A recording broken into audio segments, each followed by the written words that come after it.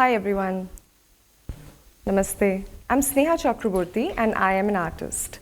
So have you heard any one of your parents, family members, anyone saying that if life was a little simpler, if I didn't have to earn so much money to take care of my family, I would be doing what I wanted to do. Maybe I would do gardening, maybe I would dance, maybe I would be a singer, maybe I would be an artist. Have you ever heard any of your family members saying that? Maybe your father, your elder brother. I was also one of those. I said that to myself. So my story is going to be about that. But before that, hold on to that thought. I'm going to take you to a little story before that. So imagine a crowded carnival, a chaotic crowded carnival, where there's the smell of popcorn is everywhere, the laughter of children, the vibration of the energy is just floating from one stall to another. And every ride is a joyride. And all of a sudden, you see two parents running from one place to another. There's panic on their face. Those are my parents. There's panic on their face, and all they can scream is just one name, which is Sneha. Sneha, Sneha, where are you? And obviously the crowd starts noticing, right? So they also join in. They're like, what happened? My daughter, she's missing. They all join together. Now everyone is screaming my name. Sneha, Sneha. Eventually, someone spots me. Do you think I must be crying, right? I mean, that's the most obvious thing to do. I wasn't. I wasn't crying. I wasn't in despair. I was not scared. In fact, behind a massive jukebox, there was this child who was dancing because Madhuri Dixit's song was in the radio. And I was just vibing to Ek Do Teen, right? So that was my childhood. I was always drawn to anything creative. I was always drawn, since the time I gained my consciousness, all I could think about was art. Because when I saw art, I became it. It was always an extension of me. It never required to be one thing. It could be anything. As long as it is creative, I would just extend myself and move with the flow. It's not always a straight road. It's rather sometimes a loop. It's rather sometimes repetitions, or it's in circles. So I went through that too. I found myself in a shower, sitting in a shower, in a flat, a tiny flat in Mumbai, all alone, and I didn't have the energy to even get up. While hot water was flowing on me, I felt frozen. I was 25 years old. It was not the first time I had my breakdown or my anxiety attack. It was my fourth. Before that, I managed to quit becoming a teacher. I was also a cabin crew member. I was also an interior designer. And I was also an event manager. And a professional quitter by now. Right. But then, that's what. At that moment, I had a realization in that shower that maybe it was not me. Maybe I was not that less talented, or maybe I didn't lack discipline. Maybe it was something else. I was stuck because I was trying to find myself in the places where I did not belong. And that's what happened. If any one of you right now at this moment can even remotely relate to me, if you have been in a situation where you feel like you're just repeating the same story, then my friend, I want to tell you, you're not really stuck, you're in a loop. Because the same experiences in different situations, no matter what, you're just repeating the same story. This is your loop. And the only way to come out of the loop is not becoming stronger. It's not trying harder. It's not pushing harder. It's actually breaking this pattern. So today we're going to talk about how do we break this pattern, and we don't become the ones who say, if life was simpler, you know what, I would have chosen what my heart said.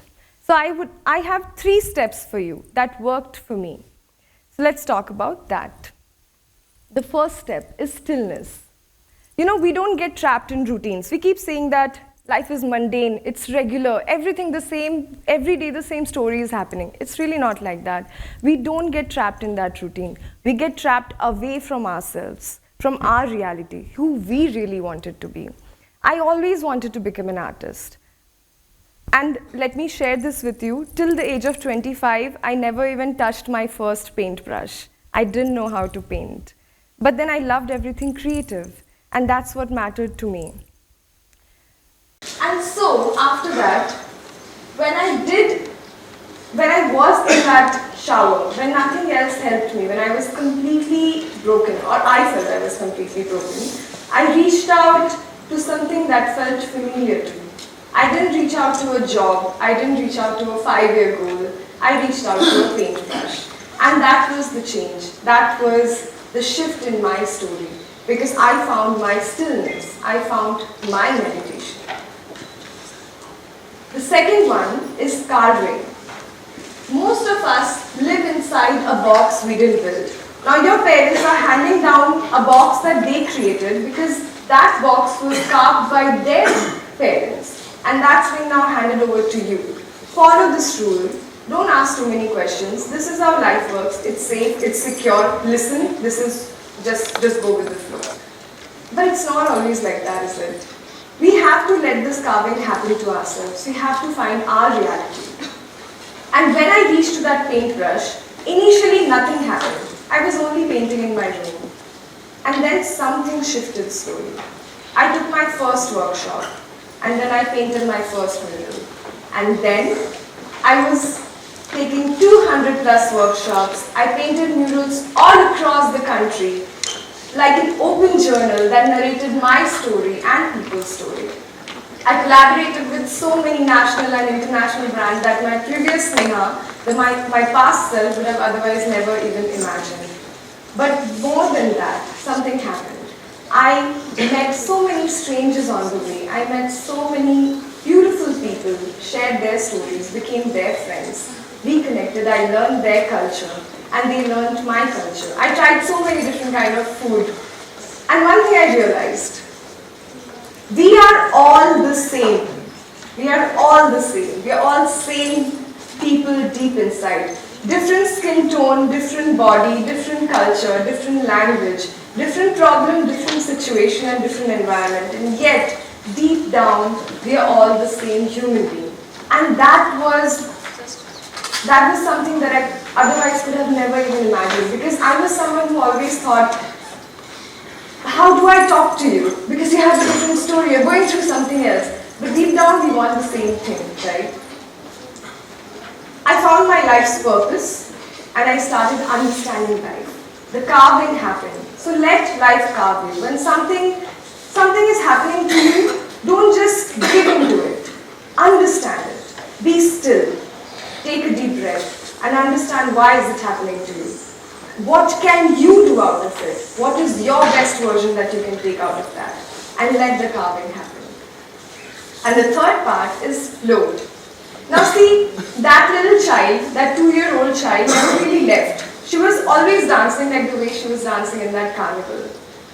But she was waiting for me to stop pretending, waiting for me to stop following the script that was given by my past generation, waiting for me to just be myself, to move like the way I move, to understand my rhythm, my flow. Because we are not here to follow someone else's story. We are here to expand. We are here to break time and bend time with our choices. We are here to become our own path.